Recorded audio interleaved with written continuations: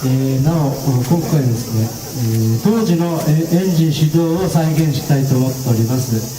ツアーの皆さんがいまして、左手、エナシャという機械を、クランクで回して、エンジンを始動したということです。位置としてはエンジンの左側下側についていたというものを再現したいと思います。なおタキシングの方ですが、皆様のお近くまで近寄る予定になっております。風神ですとか風圧、またエンジンオイル等々飛び散る予定です。お気をつけてご見学ください。